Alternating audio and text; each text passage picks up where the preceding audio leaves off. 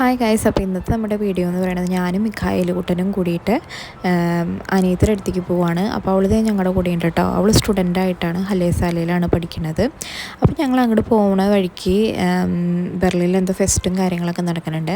അങ്ങനെ ഞങ്ങൾ ട്രെയിൻ പോകാനായിട്ട് കയറി കേട്ടോ.